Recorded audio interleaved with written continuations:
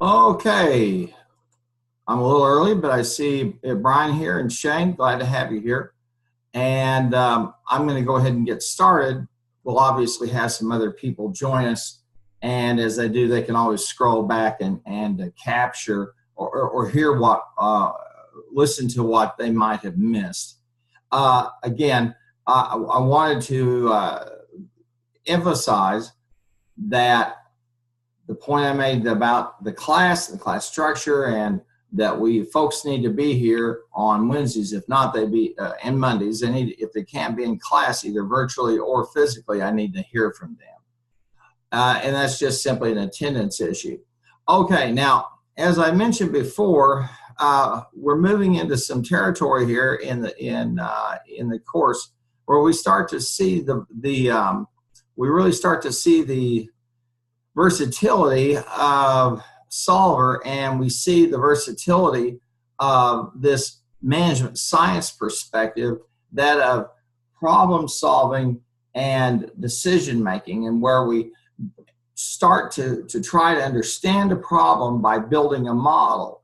And again, revisiting chapter 1, they talk about the different types of model, and the one that's probably the one where you start with is a mathematical model and build it from there. And the whole idea is based on the notion that when we make a decision, that the decision is much more than just simply, it's not a binary outcome. There's a full range of outcomes that are possible.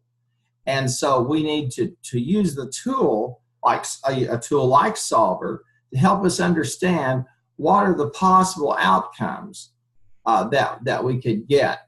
And as we go through these cases and you see these figures, again, remember what the authors don't provide for us, because that would really be a second course, is how did they get those particular numbers, all right?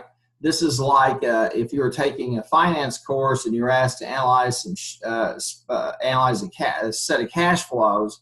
You wouldn't see all the accounts or the underlying data, places where the data came from. Same story here. Now, today I want to just go back through and make sure that we're all on board. And before I do that, I see who else. Jared, I see you're here. Glad to have you. Laney, Logan, glad to have you here. Patty, great. Now, again, if you have a question, you can certainly send me the chat, and the question will not appear on the screen. And if it's one, and I repeat this so you kind of understand how this works, if it's a question that that's pretty much, I could say I have a question about X, Y, or Z, then I'll say, okay, and I'll address it. If it's something that's different than that, okay, then you probably may need to email me as well so I can follow up. All right, now we're over again, just to let you know what we've got going on in terms of your assignments. You've got these 4 cases, all right?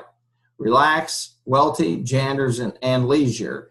Each of them deals with a different type of business function, and we see where we can utilize Solver and we can utilize optimization as a means to try to figure out what is the most optimal response given the constraints that I have, given my objective, that is, i.e., in math terms, the objective function, and the variables that are going to be changed, i.e., how I'm going to tweak things operationally.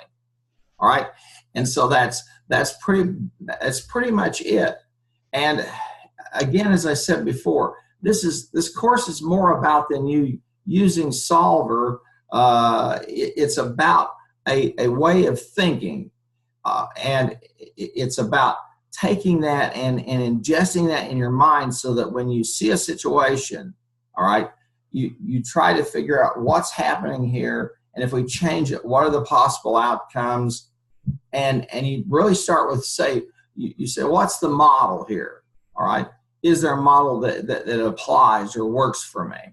Well, let's go over for just a minute, and again, I also want to mention, you've got the Anderson, that chapter 6 text. before I get into these cases, I do want to alert you to some resources for you. As usual, I will tell you, I don't give you quizzes over these items. I don't give you extra points if you do them. I'm not going to trivialize them in that sense. These are resources that can give you some additional insights about what we're doing or how it pertains to these particular cases and chapter that we work in. And I will often have a link that will provide you a look at the intellectual framework on which it stands. Now, it's important to understand that business is an applied subject. Business draws from math, it draws from sociology, anthropology, psychology, and it draws from those disciplines and then applies them and tries to find a model in those disciplines that works, that they can apply. And so certainly it's good for you to see some of that and understand it. And also, these cases are very wide ranging. What you're going to note, for example, these here, where I think we're looking at airlines, we're looking at a mutual fund, some very disparate kinds of businesses. But yet, this template, this approach works, and it's beneficial. So I tried to give you some links here. That's what these are, some additional resources. And the term would be, I curated them for you so you can go out and take a look at. Now, I have a couple of them. I have one that I want to talk about a little bit because it's a very instructive case, and that's leisure. Leisure involves an airline, and we're going to take a look for just a minute and to kind of put some meat on the bones. I have some links here for you to take a look at, and here's one from Leisure Airlines. Okay, all right, and these are some addresses of those airlines. Now, you say, why are you showing me this? Well, if you start to look at the cities, you'll start to understand that you have three sets of cities, if you will. You've got two cities that are up north, okay? One kind of in the middle of the eastern seaboard, that's South Carolina. And then you have two locations in Florida.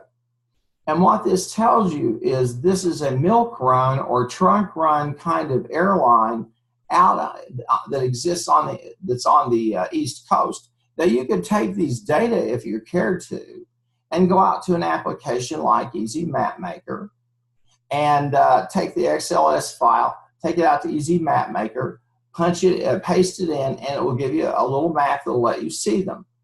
Okay, and if this was a larger airline or a larger operation, I would say do that so you can get a sense of the spatial dynamics that are involved with that company, as well as all the other, because those really do dictate, particularly the airlines, spatial dynamics dictate everything, okay?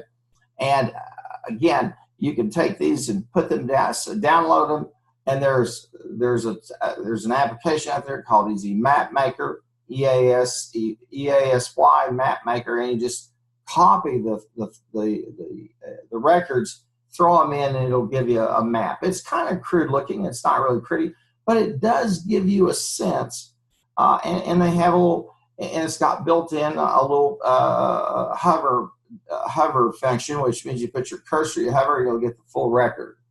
So it would be something for you to see, but you can see right here off the bat that this is kind of a milk run airline on the East Coast.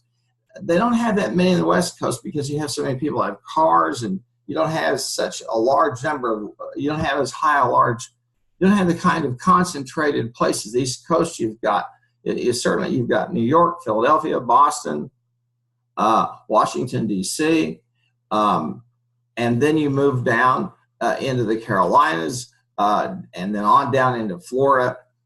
So you have more of that. And when I use the term milk run, that's literally, people in airlines will call it that, because it's just simply like you're making a bunch of stops, like you're delivering milk. Now, out of the Midwest, it's a different story. You've got Chicago, Dallas, Fort Worth, and then you've got some, and then St. Louis, of course, and then you've got Kansas City, Oklahoma City, Little Rock, and those are kind of the lower tier. And then when you move out west, obviously you start talking about Denver, you talk about Phoenix, then you start to talk about Salt Lake City would be a minor one, but then you start talking San Francisco and Los Angeles and points in between. Well, I wanted to show you that, and again, to just emphasize that part of this, just to kind of get a sense of the company, you might want to take these data, download the file, all right, copy the records, and go over to Easy Map Maker and pop it in. That's all you have to do, and it'll populate for you and show you a map. Okay, I want to move back over here for just a second to another resource that I've got over here. Guess you can do a little exploration. All right, and I wanted to show you, and this is the, let me pop up here for just a second, pardon me. I wanted to always kind of put some kind of meat in the skeleton. I like to also show you something, if I can find it, that will give you an idea of what we're talking about. And here we have you can see, I've got a couple of articles for you here, okay? And I've got a website here, and this is about low-cost airlines, okay, and how they've impacted the industry. And there are a whole host of, the major disruptor of all of them was Southwest Airlines. And Southwest Airlines, you've probably heard me tell the story, but it's instructive for us, used a management science approach, although it was more of an intuitive type of thing, where they said, okay, we're going to fly from point A to B. We're not going to subscribe to what's known as the hub and spoke system. And if you've flown with a major airline, you know you'll end up in the hub usually, and then you'll get farmed off to wherever, to your destination. And the whole idea is that you gather everybody into this central place, and then you distribute them, because it's easier to do that and it reduces costs. And so people like Southwest came into being, and what they simply said was, we're going to change that model. We're going to fly at point A to point B, but where we're really going to build a competitive advantage is we're going to shorten the amount of time that the plane is on the ground. In other words, the turnaround time. When a plane is sitting on the tarmac, being cleaned and serviced and all that, the airline's not making any money. They have money going out the door. That is, people are in there cleaning it. So the more time, the less time they spend on turnaround and cleaning, the more time they have to fly the airplane. And that's where they're making their money. And so the airline industry is so capital intensive that, you may have taken a flight at a discount fare and walked in and seen and gotten a discount fare and saw, wow, I'm in here and there's nobody else with me. It costs them the same amount to fly from Oklahoma City to Dallas, Southwest, with a half-empty plane as a full plane. Okay, the marginal cost of your body is nothing compared to the jet fuel, the fees to take off from Will Rogers, the fees they got to pay to land at DFW, etc. And that's how those airports make their money. Well, here's a resource for you to take a look at. They talk about Spirit, Frontier, some of these other low-cost airliners. Some of them are here, some of them are gone, and then how some of the larger airlines had tried to counter that. Okay, so I wanted to let you see that, and just another resource to help you put the case into perspective. Now, I also have a PowerPoint here for you that I think is going to be useful. And typically, we'll have with these, to get them to render quickly and fast, you probably want to download them. But this is from a geography course. It gives us topical discussions, and I'll just download it here for a sec. There it is. Transportation systems and networks. Okay. Now, because this is an introduction to management science, we don't get into a lot of the detail about we don't get into the detail of things like networks and network analysis, which is the foundation of understanding logistics and supply chains. And we don't get into the specifics of things like ergonomics. How if we create an automobile plant, how many workstations do we need to have? How do we fit that car together? What types of robotics do we need to have, and what types of human beings should we have, and all of that business. When you design a product to manufacture, you also have to design the way that you're going to make it, unless you've made it before and you have a learning curve that you've established. And there are folks out there who are called batch manufacturers or batch assemblers. They don't just make one thing. They'll get a phone call, they'll get an order, and they have to fit their line, their production line, and they have to cross-train their employees to be able to do that. And if they're really, really nimble and good, then they can make a lot of money. But this is a slide that I would encourage you to take a look at, because we are going to be doing some work and analysis with transportation networks. And as I've said before, I can tell you this, when it comes graduation time, accounting students will have a job if they don't have jobs chasing them. It's going to be the same story for computer science students. If any of the rest of those of you who are majors in finance, and you're going to have some opportunities there, I'm not sure what I don't know what those are going to be, but I can tell you that anybody who's interested in transportation or logistics, if you're willing to start out at an entry position, you'll have some great opportunities. And usually those firms, if they're well established or they're large firms, will pay for your continuing education. And I guarantee you, you'll have great opportunities. You say, well, how do you know that? Here's how I know it. I don't care how much stuff you have in your cart at Amazon. If you don't have a way to get it to the to the buyer, your cart could have 1,000 items. So you've got to get the stuff to somebody. So the rise of e-commerce, okay, which is still not that, it's not the major, it's not the way everything is bought, but it's a very huge, a huge piece of it, of transactions, especially on the consumer side, and a global supply chain. Logistics and transportation offer tremendous opportunities. They're dying for people that have some proclivity or understanding of what they're doing. And it is a complex process. One of these days, if you have the time, if you've never done it, let me encourage you, go over to YouTube and go and look up and see what FedEx does during Christmas. And they'll have some videos over there that will show you. I think they'll probably have one at Memphis, which is their home hub, or I think it's either them or UPS. And I can guarantee you that you will be absolutely shocked and amazed at what you see. These systems that can deliver something to you and me from across the country or across the world or to a business are nothing short of a miracle that the good Lord's given us to bless us.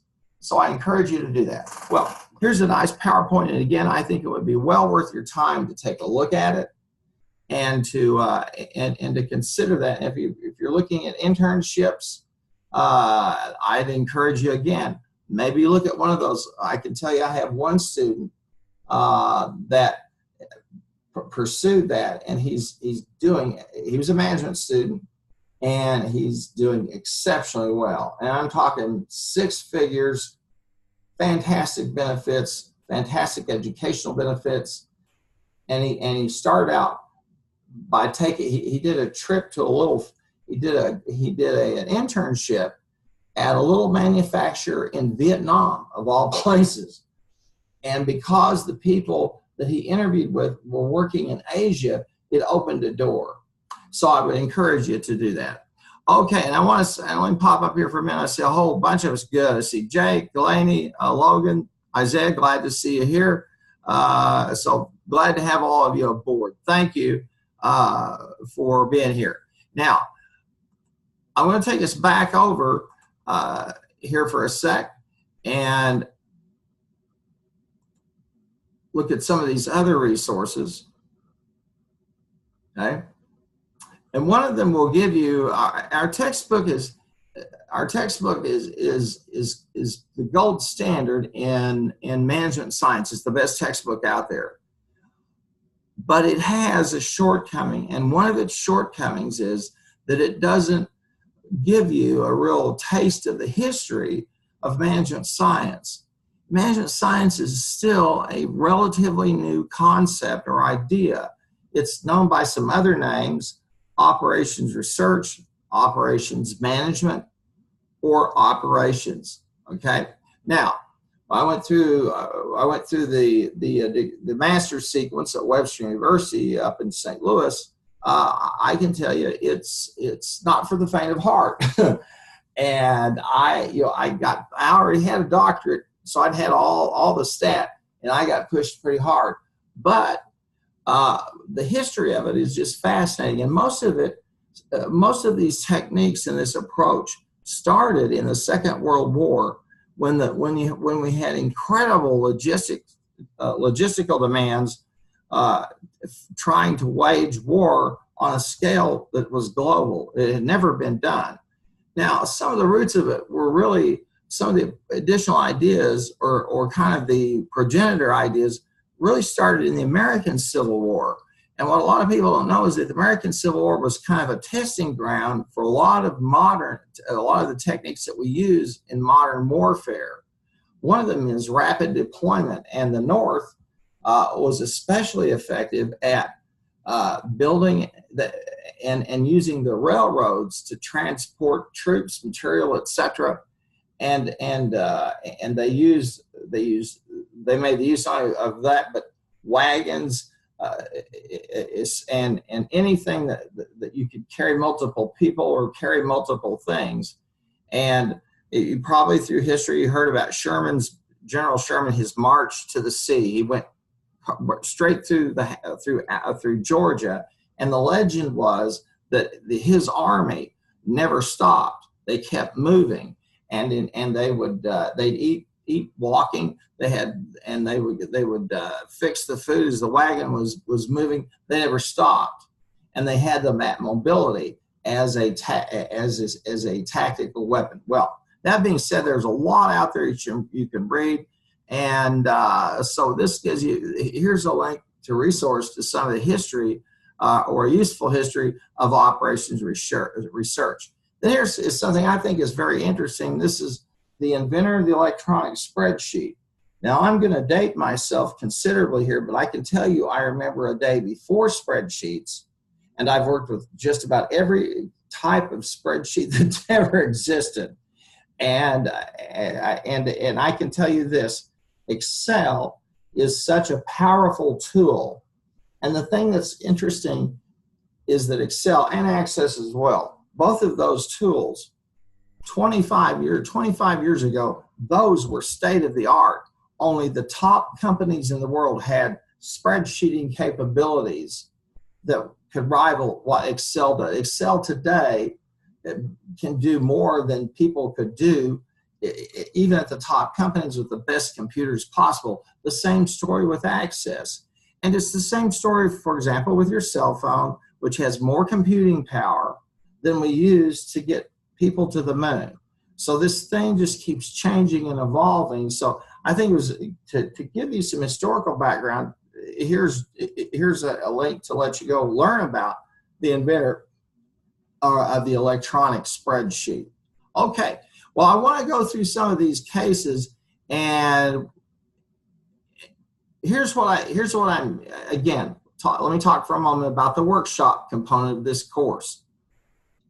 I really believe if I have you manipulate some variables where I think it's important to do that, I'll have you add some. You understand what I've been. You change this price or change this constraint or whatever. These the point of these 4 cases is really to show you how versatile this tool is, how you can use it, because it's built on the whole premise of how do we make a decision, and how do we solve a problem, and how we make a decision. Now, so that doesn't make much sense, but let me stop for a moment. This is back from chapters 1 and 2. If I find a solution, you know enough now, as we've studied about the feasible area, that there are multiple solutions. There may be one that's optimal, and it may or may not be what we think in terms of the politics of a company or its history or tradition is the best, okay? That's a different kettle of fish.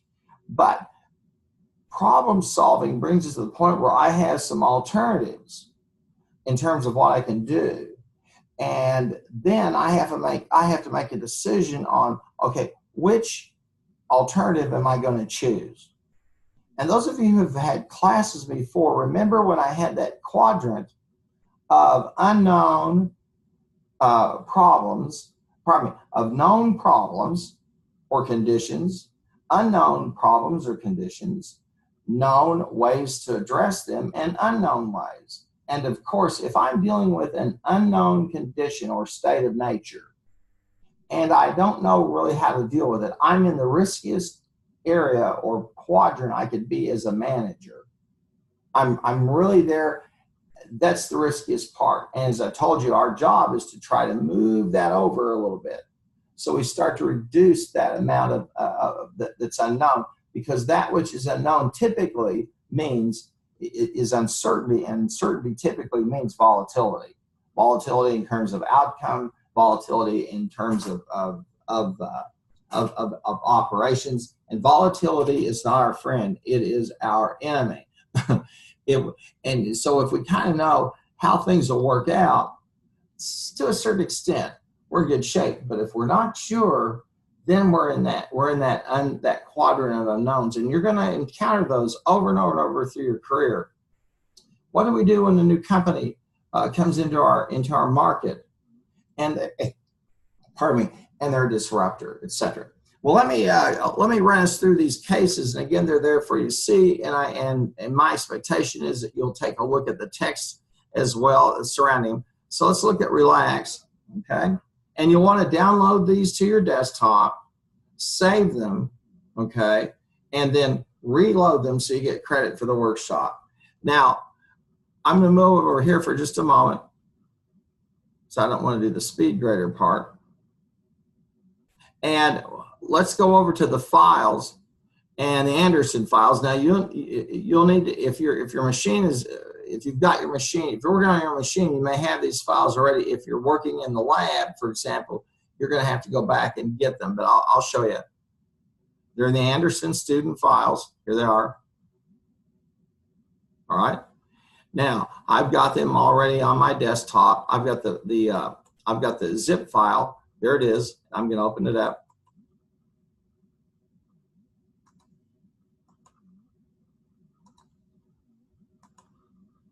And I think we're in chapter 4.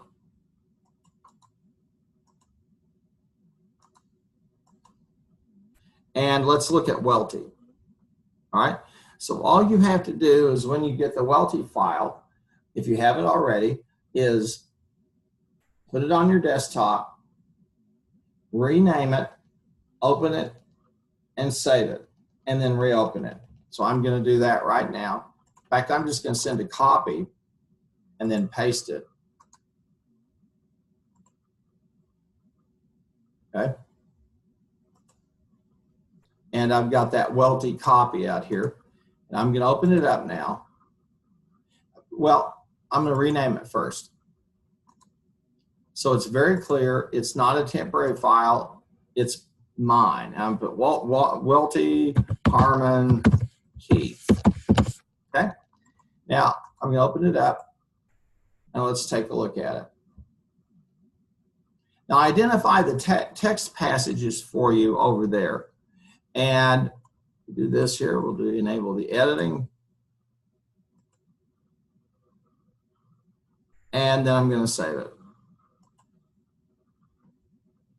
Now I'm ready if I need to, when I'm ready to upload it. Now, this is, again, we talked about this the other day, and this is that mutual fund problem. And let me put the browser back up for a sec. And I'm going to go to Vital Source, and I'm going to find the Welty case. And you'll see those pages, and I want to encourage you to take a look at the narrative for the case. And here they're talking about the portfolio, okay, and building, and this mutual fund company, and they have investments, and we talked about that, and here they have projected rates of return, and they're assuming equal probability there, and they begin to walk us through building the model, the mathematical model, and then we see the solution. All right. Now, with this case, and I'll pop back on over here. All right. I really do want you to take a look at not only just the case itself, but look at what resources there are to understand, particularly the sensitivity analysis. And so I'm going to decrease my browser here for just a second, go back to this case. All right. And I have a solution, and I think and then I have a sensitivity report. Now, I think if you're a finance major, but I don't think we had any, which is I think is a shame.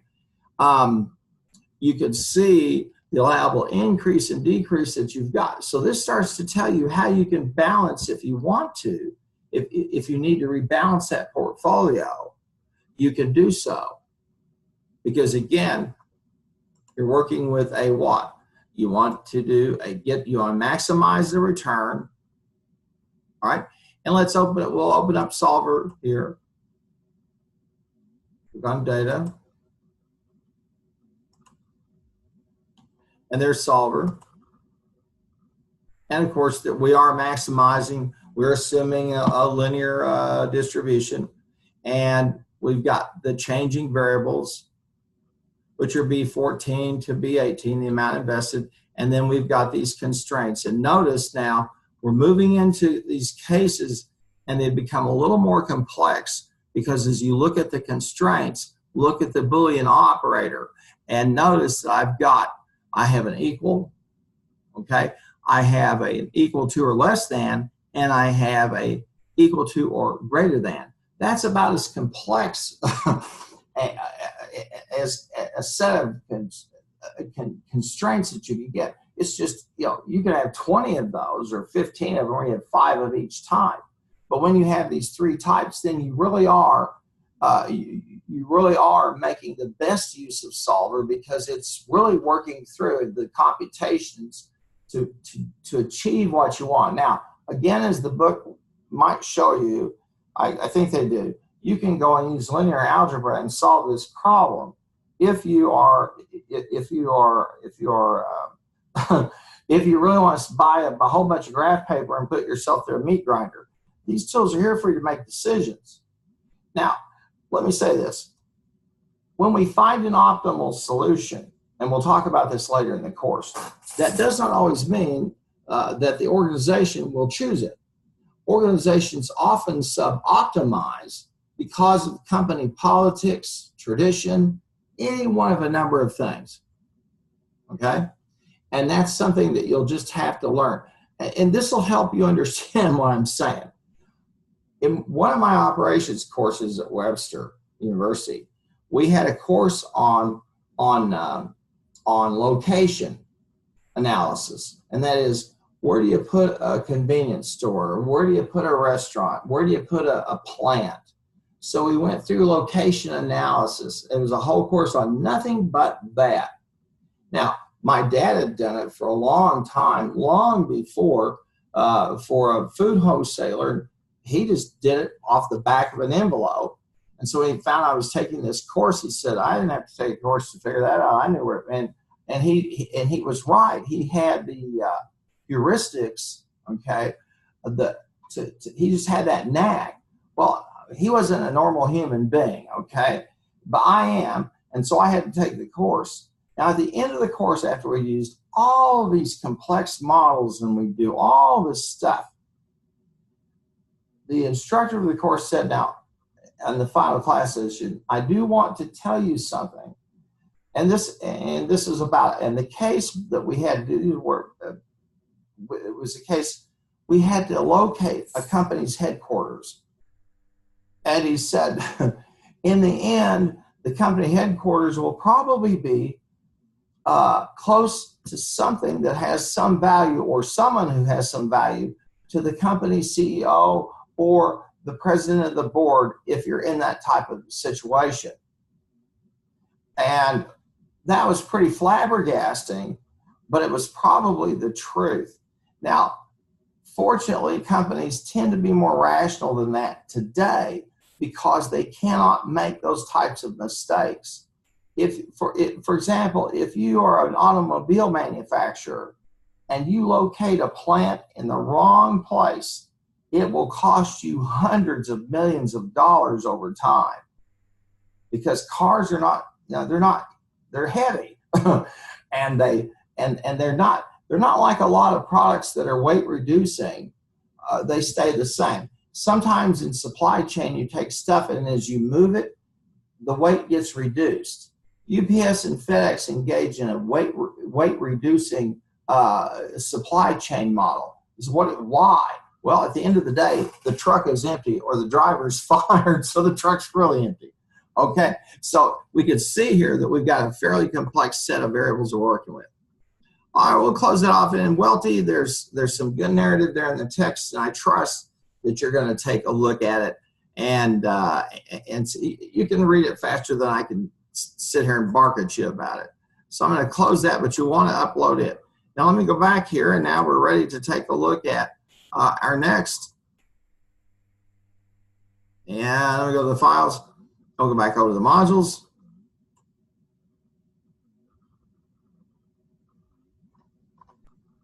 And we're going to look, and we have the Janders, and so let's go over and get Janders. I don't think we did relax yet. Let me see if we did. Let's do relax, just to make sure. I think we did, but again, we're in chapter 4.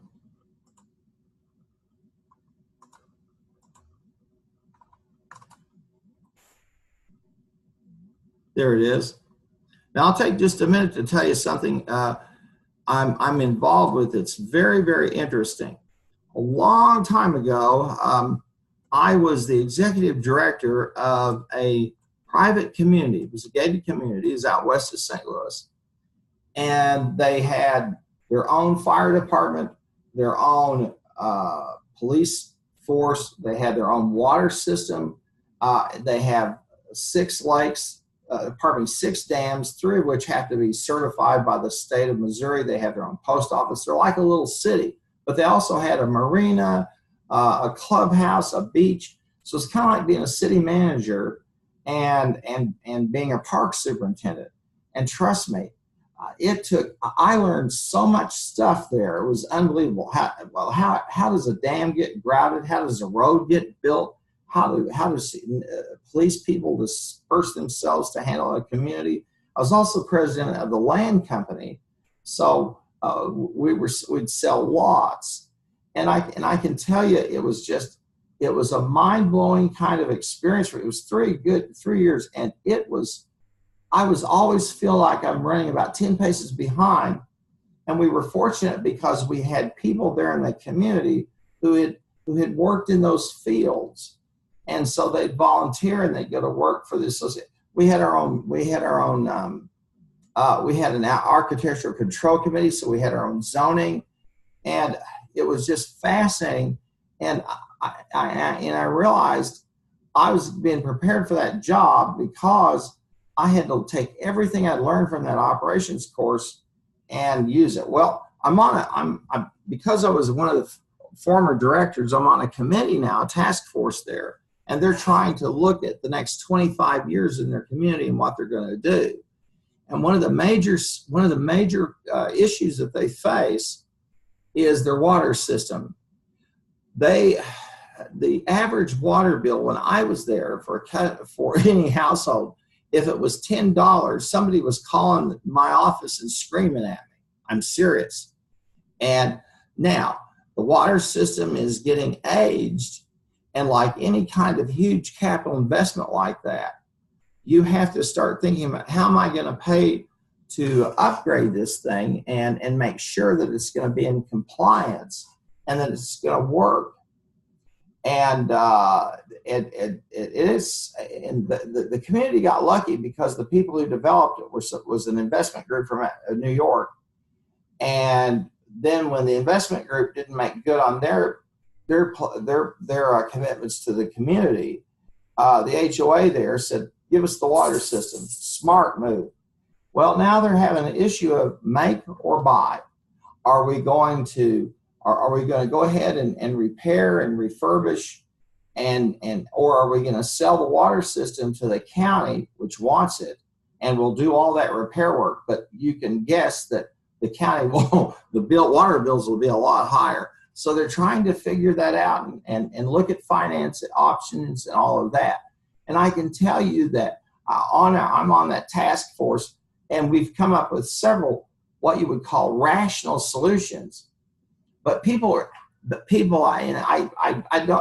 teleconferences with them or phone conferences, and when we've had public meetings, and I've been on the phone, I'm glad I'm not there anymore as an employee, and I'm glad I'm not there physically, because people get hot and they get upset because they're irrational. Although we have rational ideas, we've owned it. It's our water system, etc. How you relate to a set of pipes and stuff in the ground, I have no idea. But people have a strong emotional bond or tie there. And maybe it's their independence. Well, that was an interesting story, and I thought I'd share it with you. Well, we'll open up, relax here for just a second. I think we've seen these guys before, and we'll move on through. Okay, yeah, this is near to my heart because it's a Lake Development Corporation. I took that job. I decided at one point to leave higher education and see what the rest of the world was like. And I had two very fascinating jobs. One was that job. I was there for 3 years. And then a second job, I was the executive director of an entity that worked with the state of Missouri. We were the outside vendor for them for all of the state of Missouri's information technology systems. And I had programmers, all kinds of people. My job was to go to Jefferson City, which is the capital there, and have department heads and people in the state government beat on my head. That I realized quickly my job was to go to Jeff City, get chewed out, and come back and tell the employees, here's what they chewed me out about. Let's get this fixed. Or to get a phone call at 3 o'clock in the morning to say, the system's down, we got payroll due for the highway patrol, get over here or do something. So, and I came to understand that my job had nothing to do with IT. I was basically, I was what you call a minder. If you work for a consulting company, or a professional firm, you have finders, minders, and grinders. And I was a minder. And that was our client. It was an interesting job and met some really nice people and some really good people. But I got my ears chewed a lot of times. And many times it was just simply the state had made some mistakes in purchasing or whatever. But my job was to kind of work. And I did that for 3 years. Then I ended up going out to Arizona to work for a virtual university, which is another story in itself. Nonetheless, I have deep heart feelings here. And here we're trying, and this is the media buy, and we talked about that, but I would encourage you, again, to go through the text narrative about this case. And let me pop up back over here for a minute to Vital Source. And we'll get relaxed. And this will give you a sense of, I love digital textbooks. If you've got a physical textbook, fine. It's a big book, so you could use it as a weapon or a doorstop. But I love these digital textbooks, and I would encourage you, if you can get them in that form or a Kindle, do it. don't lug books all over. Some of you may have seen me wheeling in my books. Well, that's a habit from years ago. When I was a student, I used to have books on. I'd have 15 books on my back, in a backpack. And I still see people using those. Enjoy. Okay, let's go back over here for a moment and let's take a look at Janders, because that's a little bit different critter. Oh, I'm going to do the upload again. So you should be over there. Pardon me. I'm sorry. Let's go back and we'll go to the Anderson files. And again, we're going to go over here. I should have got all 4 of them out, shouldn't I? You're sitting there going, "Eee, what a putsy." Should have just taken all 4 and put them out here. I know. Okay. And here's Janders. And let me check real quickly. Who else are we going to need? Find Janders. There they are. And let me look real quickly here. And we've got Leisure Airlines. That's the other. And we want Leisure. And let's see. Are they going to be in the next chapter? Let me go back up here.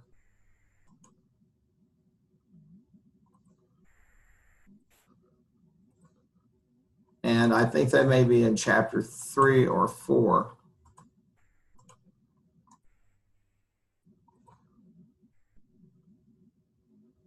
Well, pardon me.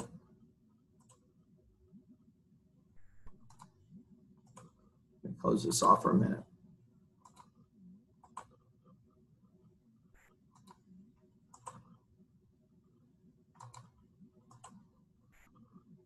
I thought Janders was in 4, but they may be in 5. Okay, there's county, etc. I'll do this quickly. My apologies.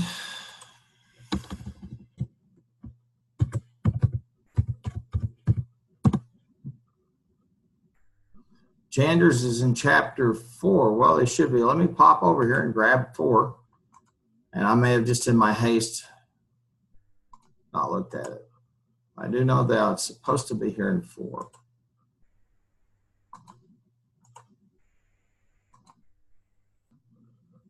There they are. All right. Now, we've got Janders, and let's open them up here. Open that file up, excuse me.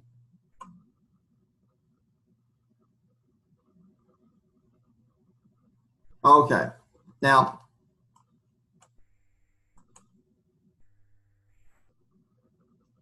as you saw there, this is a make or buy problem. And what a segue is, I gave you my story. Let me say this, okay? If you were in medical school, for example, you would be walking the wards with a doctor, learning and seeing about the craft of being a physician. And then you'd specialize, and you go to whatever you decide to specialize in.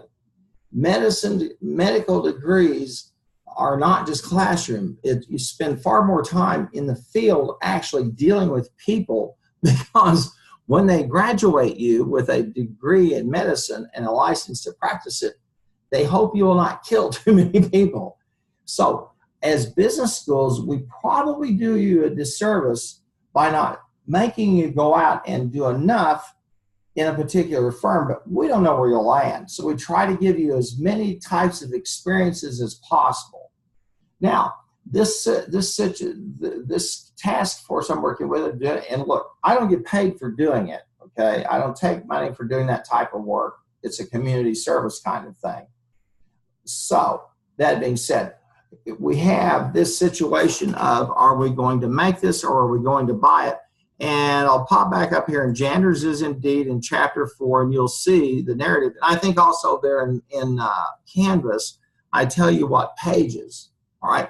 Now I'm going through a brief run through with this because simply, as you see, you said, Dr. Hart, all you do is keep putting up solver and with the figures and so forth. And as you read the cases, which you should, all right, then you'll see you'll see some meat on the bones, and the main thing is you'll start to see this tool is so useful. Okay, it's exceptionally versatile, and you'll see as you look at those cases and you read through the vignettes of them, you're going to come to understand why I'm so passionate about this, because it provides us a way to create to get some type of rationality as we manage. If you've never managed something, trust me, years from now, think about what I'm going to tell you. 90% of the time as a manager, and the higher you go, it gets worse, you're going to spend time putting out fires. That will give you the other 10% of the time to plan, to think, to dream, to work with your employees, to develop them, whatever. And I can assure you that you'll want to make the most of it. And so when you have a tool like this, it's just like a godsend, because you can turn to it and say, okay, I've got a make or buy decision. And this is the same kind of situation. And I'm going to go again over to data and go to solver. All right, and you'll see we have a solution file and a sensitivity file. Now, when we're talking about make or buy, we're dealing with one of those classic questions of, is it better for me to buy it from a vendor, okay, or should I make it? Is it better for me to develop employees and promote them internally, or should I go find talent outside of me? I'm right now, I'm like it. If you think I sleep all day, you're sadly mistaken. Right now, I just finished a course on fintech, and it was just absolutely amazing because, and this is the introductory course, and the instructors were talking about the problem that most companies have now is, do I try to develop these tools inside my company? And they're primarily banks and financial institutions. And I've got a finance from Webster, a degree in finance from Webster as well, and I worked in commercial debt. So this is kind of a stretch for me because I'm not an investments or banking oriented kind of person. Okay.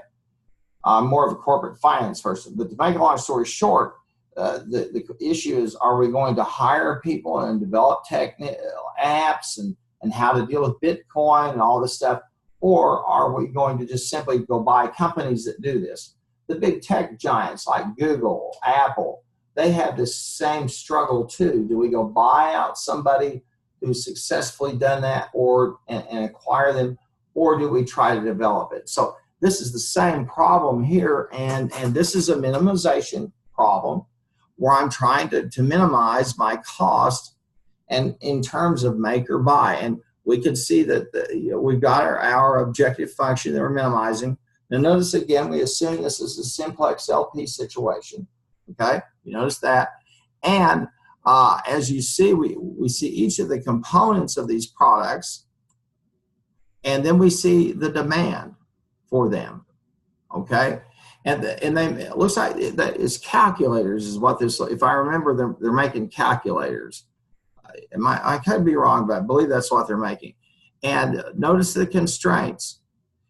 As we move into these cases and they become a little more complex, you'll see, as I said before, more and more situations where you'll have one type of constraint and then a second, or one type of Boolean operator versus another. You say, what are you talking about? I'm talking about the little equal sign and that less than or equal to. This type of model, this is typical of minimization, where we want something to equal something, and then we want everything to be less than or equal to. Okay, and here they're trying to fill their demand, and they've got this cost per unit to make it or buy it, and then a manufacturing time in terms of minutes. Now, this case is useful in not only helping us say, hey, I can use this in a make or buy, all right, but it's also instructive for us. And again, if this would probably be the final course, or it would be the introductory course, but it would be tied in later on to how I get costs. Those of you who've had cost accounting, if you've taken it, or accounting too, I guess they do some cost accounting, and you were going, I'm going crazy. You trust me, with these kinds of situations and variables, you will go insane trying to figure out. So the manufacturing time, for example, that's here is these figures to get them is a long journey. So as I say, this again looks like this. Consider like a statement that took a lot of time and effort to put together, or say a capital budget, because this is really what we're doing, a little bit of capital budgeting here. We're trying to figure out. Now, I'm going to go ahead and we'll come down and we can see, and we end up with these required numbers, and we've got our solution in terms of the overtime. And notice we wanted to minimize overtime, which we did, and we used our straight manufacturing time that we had available. Now the text again will give you the flavor of the case, and let me urge you to just take a look at it, run through it. But the whole point of this week, this entire week, has been to emphasize to you that this tool, okay, a solver is nothing more than a coffee pot that takes optimization, and you say, okay, I'd like it light roast or heavy roast or whatever, or I want a lottie, and it gives you what you're after. Knowing what you're after is the major problem. Once you've identified that, and again, that's the problem solving piece, then you run solver and take a look. Now we have one solution, and this is the optimal solution given what? Our objective function, our changing variables, our constraints, and our understanding of how the data or phenomena are distributed. Okay? That's the lesson of this week. And I really want to encourage you. There's some of you who I believe really ought to think about going on to get an MBA. Because I think, and get some work experience under your belt. Some of you, I think, probably ought to consider at some point teaching. I know, and look, I know I'm the worst example you've ever seen. You don't need to tell me that, okay? But I have some experience and some stories to tell and another material, so I'm not too bad to be with. But I would certainly encourage some of you, because I know you have the brain power, to look at management science as a field where you might want to study and work. There are people out there, there are companies who are desperate. FedEx, UPS, any of those people, they're desperate to get folks in this. And you can see this is such a versatile tool that it's a real game changer. It truly is. The folks who master this and master this way of thinking are the ones who will survive and thrive in the 21st century. It's that simple. Bless you so much. Thank you for being here. And when you think about Solver, what a wonderful gift that the good Lord gives us, and that is this ability to take problems and break them apart and see them. That's part of being a human being, and that's one of the wonderful gifts that He's given us, so that we can bless people's lives. If I can get people to Florida through my airline quicker and cheaper, I've blessed their life. And that really is essentially what we're all about. And I always hope that I will always be front and center with you. And if I'm not, you'll call me on it. That why we're here, why we're in business, is to better the lives of the people in our community, to provide our employees with a good living and conduct an honest business. If we do that, we have been true disciples, and we have been salt and light in a world that's full of darkness and needs some salt. Thank you so much. God bless you. If you have any questions, shoot me an email. And if you liked my sermon, please send $50. I'm teasing. But thank you so much for being here, and I'll see all of you Monday. Any questions I could answer before I end the session? Okay. God bless you, folks. Take care. Dr. Harmon? Yes. Okay, I have a question. All right. It's my understanding that the 3 files that there's no changes we have to make to them? No, there are 4 files. Right, I understand, but the first 3, we're not to make any changes to them? The assignment upload says there's no changes. Yeah, you don't have, indeed, all 4 of them, you should not have to make any changes, just upload them. Well, the 4th one does have changes. Okay. On leisure. Let me see. Let me look here for just a second. Oh, you're talking about leisure. Yeah.